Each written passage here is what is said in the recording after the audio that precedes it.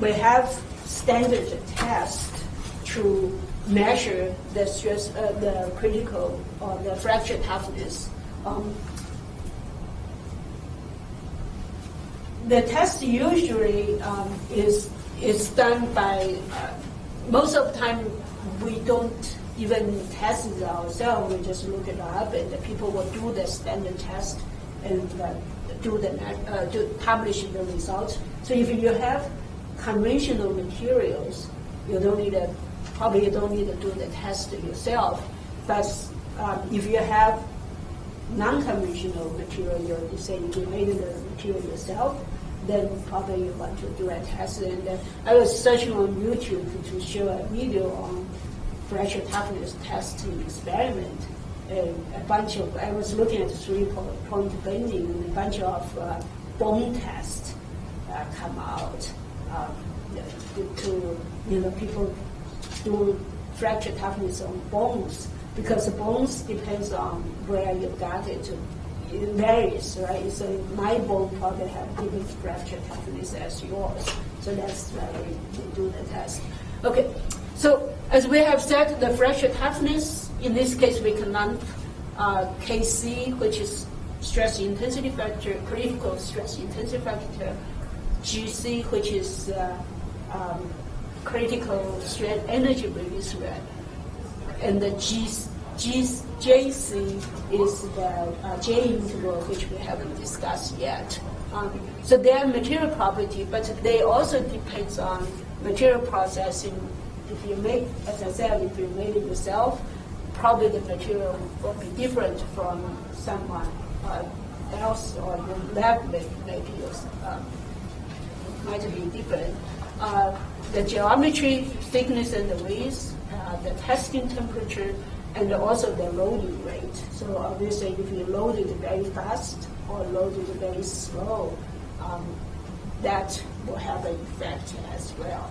So think of if you rip a piece of fabric slowly or you really rip it, that gives you a different fracture characteristic. So that's why we have to have a standard test to measure this material property. So there are two requirements. So what make a standard test? A lot of times, at this point, you guys should at least be aware that you cannot just say, I'm going to come back with a method to test it. You have to follow certain standards. The reason is that you want to make sure that the quantity being measured is reproducible among independent testing labs. So that means follow the standard. If we test it at UTA, in Morpho or NADMO, we get the same result. If we test it at UTA or if we test it at MIT, we should get the same result.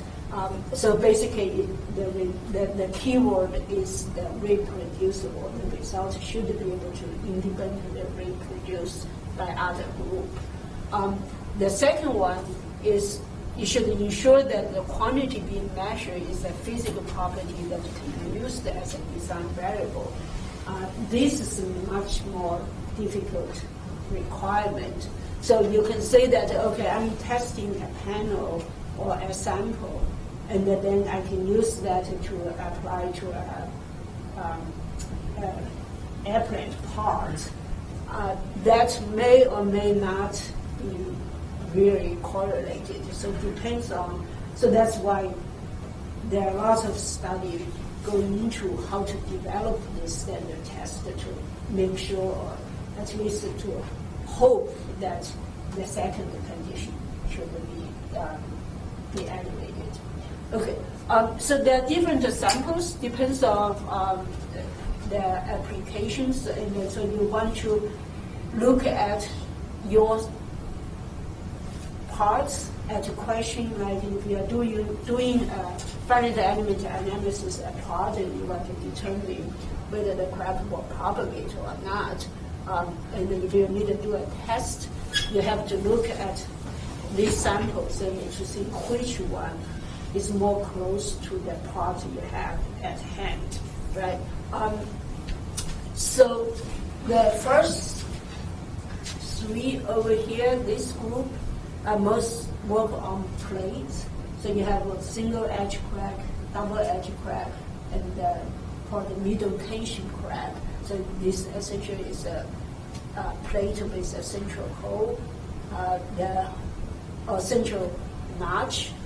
The notch could be through in this case, or could be a thumbnail type of crack. So that's one type that very commonly used. You could have like this. That's the compact tensile test. Either use load control or displacement control that we talked about, right? So you drive a wedge through. So instead of control load, you control the displacement. That is a double beam or compact beam test. So that's probably you can use this one. You can use the imaging method as we have discussed to calculate what's your strain energy release rate. That's a different one that to measure the shear. So that's the not mode. All these are mode 1 in a sense. That is that mode 2 or mode 3? Which one? This one. This guy over here. It's 3. That's oops. That's mode 3, right? So it's the shear, yeah. Mm-hmm. So most of them over here, actually most of them over here seems to be all mode 1. That one, I was trying to get my pen to circle it. Laser point. That one over here is mode 3. Okay. So once you select the shape of your sample, one thing you need to be careful is that a lot of time you deal with cold road or hard road material, and so that we have been up to this point we have been talking about metal being homogeneous material, right, or isotropic material. But in terms of fracture, actually metal is not isotropic because depends on the rolling direction, the fracture toughness may be different. So in this case, you can check your, if you look your material under, so for example, for this guy over here, if you look at under microscope, you can actually see the rolling direction, so something like this. So you can see over here that this is the normal direction. So here usually give you, that's the 3 direction that you represent the material. The rolling direction, the normal direction, and the tangential direction. And in the first column over here is the normal direction, the microstructure of the normal direction, and then the microstructure of the rolling direction, and then the microstructure of the transverse direction. And you can see based on the microstructure, you can see that they are quite different. So what that means is the fracture toughness will be different. Okay, and so when you take your sample or take your material to the machine shop and ask them to machine the sample to you for you, you need to specify which direction the sample need to be arranged. Because my student actually made this very, very dumb mistake that he took the sample and just gave to take the material, took the material and just gave to the machine shop, and of course the machinist didn't know. He just cut it, and so he had a few samples. Some will break very quickly, and some took a long time to break, and of course that indicated that cutting direction was not controlled. Okay, so here is what, so it doesn't matter which sample size you choose. So in this ASTM standard, it actually specifies which direction of the rolling direction you're measuring. So you could cut your sample with different orientation. With these 6 different types, you probably will get very different fracture toughness.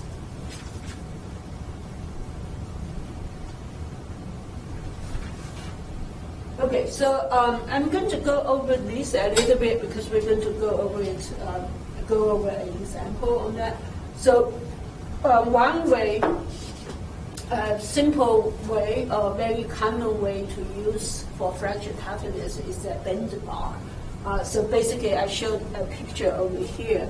So and the picture on top is comes from that ASTM standard. So in this case, you have a bar, and all you need is cut a notch, and they have a kind of what they call the chevron notch, I think. And then you have to produce a small crack out of that nut, and then you do your fracture test. So I will go into that into a little bit detail. So when you do your fracture test, basically you support the bar at the 2 locations at the end, and then you apply the load in the middle, right above the notch. So that's a 3-point bending test. So this has some advantage. Is it's easy to machine. All you need is get the bar and just cut that notch. And the test picture is relatively inexpensive. Usually, if you have a mechanical tester, you have a 3 bending test picture. And another important thing is the force required to produce fracture is low, so you don't need to have a very large load for that. The disadvantage, of course, is need a lot of material, and that is mainly because it requires to have the plane strain condition. If you go to the ASTM standard, it will give you this equation to how do you calculate your stress intensity factor based on your load and other parameters. So in this case, the stress intensity factor is divided into 3 terms. The first term is the load. The second term is related to the geometry. Right? S is the length, W is the height, and B is the thickness. And then the third term is related to your crack length. So that is all got by curve fitting. So this equation is quite long. It's given in the book, but that took 2 lines of the book for that because it's based on curve fitting.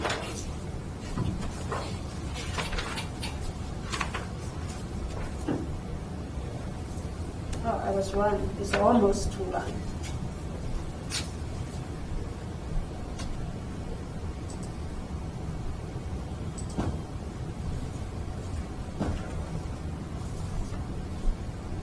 So that's the equation here to account for the edge effect.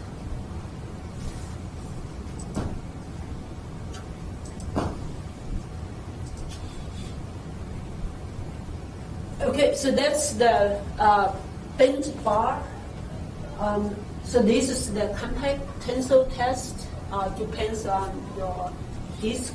So the one that I passed around is the half of that piece. Actually is probably matched with one of these. It just look like, well, that matches. So it just look like that, and then you have the notch, and then you break it.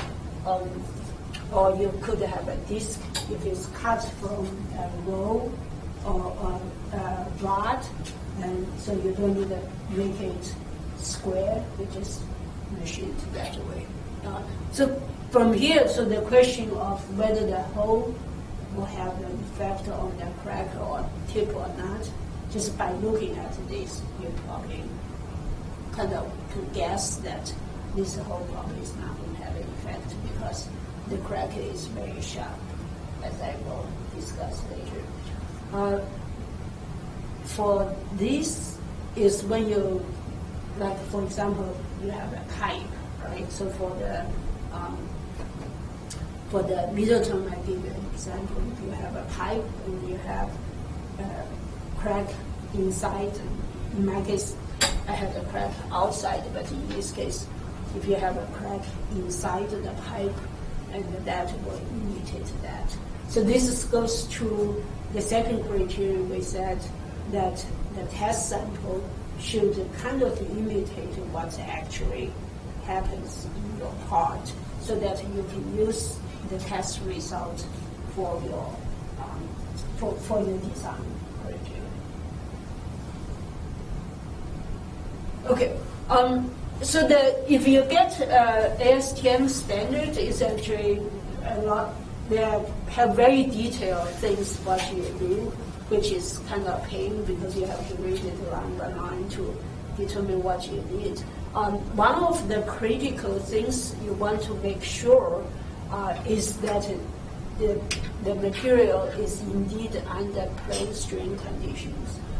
So if you don't design it properly, or if you are not designed it accordingly, you probably will violate that criterion or that condition, and then you will not be able to use that.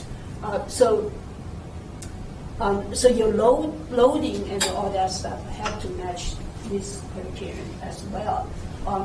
So the first step, of course, is you have to decide the B, but in this case, the B is determined from K1C and the yield stress. So this is kind of like catch-22. You don't know, you want to measure K1C, but at first when you select your B, you have to select B based on K1C. So that already is problematic, right? And then you determine other dimensions based on your choice of B. You machine that. Then not only you have the notch, you have to pre-crack the specimen.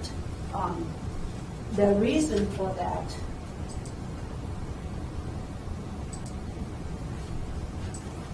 so this is an important term. For most of cases, if you are doing fracture mechanics or you're doing experiment on fracture, you will need to do pre-cracking.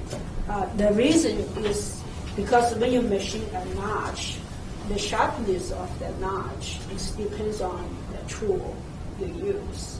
And depends on how many times you have used the tool, the sharpness of the notch may be different. So if you don't do pre-cracking, your sample changes quite a lot, or the fraction toughness will change. So what you want is to use a pre-cracking, use a low amplitude fatigue test to generate a sharp crack. And so there are two, here I highlight two things. One is your crack needs to be sharp. That's what the pre-cracking procedure will do. And also you want to have minimum residual stress. So what that means is you cannot use very high amplitude fatigue test. You have to use low fatigue test on that. And so for example, here, this is more visual, of course, is to show how does the crack radius affect your K1C. The x-axis is the radius, and then the y-axis is K1C. So if you have your radius is larger than 6 micron, 6 micron is quite small, then your K1C measure is start to become proportional to your square root of rho. That's not what you want, right? So that means below that, actually, then your K1C is almost stable. So what that means is your crack radius should be less than 6 micron, so that the value is more trustful, more stable, is more independent of the crack radius. So once you finish your test, so now let's go back to the design here. As I said, we have a problem here already, right? We don't know my K1C, so that means I have to take a guess of what my K1C might be to determine B. But now if I have, so what happens if my choice of K1C is not right, then your B will not be correct. So you may have to redo your design. So what the next few steps is to make sure, so basically after you finish your test, you will check your results and to make sure that your results, you actually meet the condition, the plane straight condition. So one way to check, as we said, is look at the crack surface. So you basically, so these lines over here,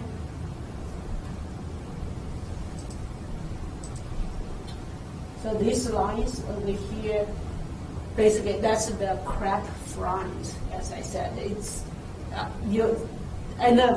the sample I pass on, you cannot actually see it very well, but you can kind of see a little bit marker on that. And so you measure basically at least 3 locations, and then take the average, and then look at how much the average, the surface difference from the average, and then they have to be less than 10%. So in this case, basically is that line should be relatively straight. So that's one. Then once you find K1C, once you do your experiment, you find your K1C, you have to go back to check what the load you apply meet the criteria or not. So that's your K1 max, and also your loading rate have to meet certain criteria. And if that doesn't meet the criteria, that means you need to go back, redo your experiment, change your design, and redo your experiment.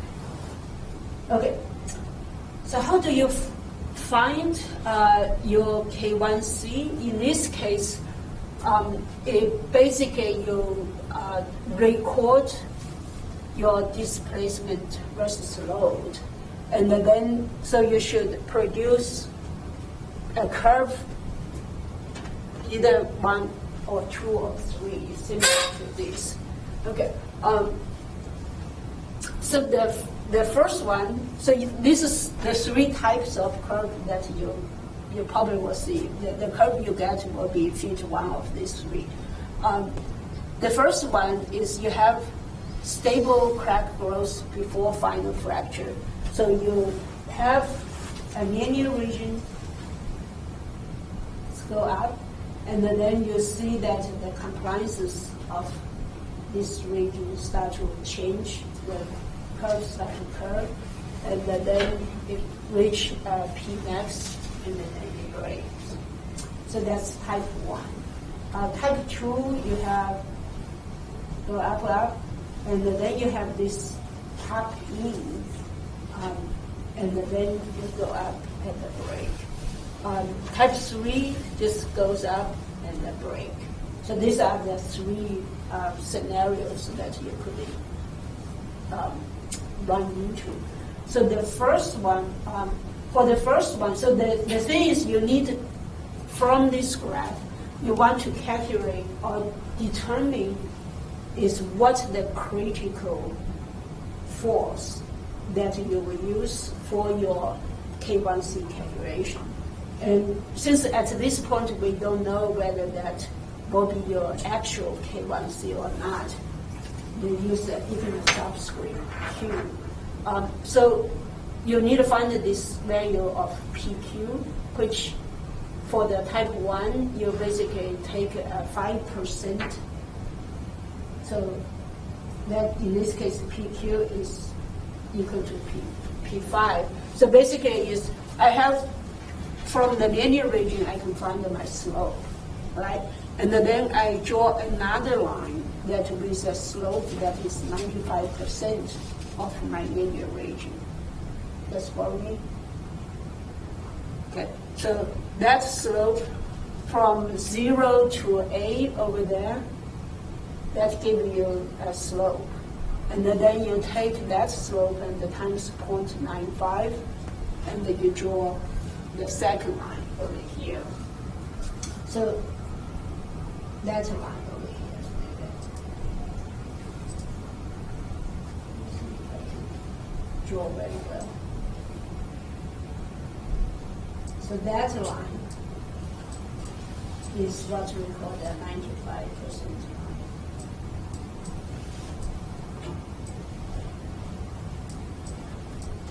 Or 5% less than the recorded line.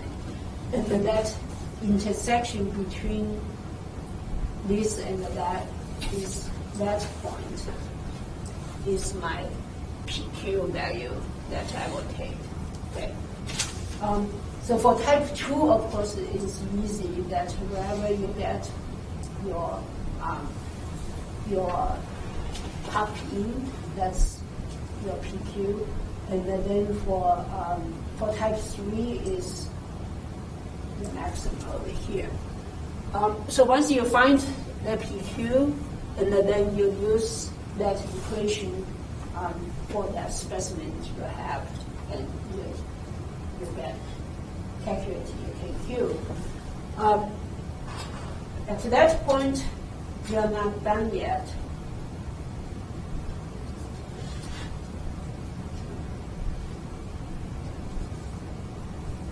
Okay. So once you have that, you have to check the after factor acceptance criterion. So this is what you make sure that your result is acceptable. So the first one is your Pmax is no more than 10% larger than PQ. So if you look at over here, your Pmax on 3, probably Pmax and PQ is the same. It doesn't matter. For P1 and the P2, your Pmax and the PQ are separate. So they should not be more than 10% difference.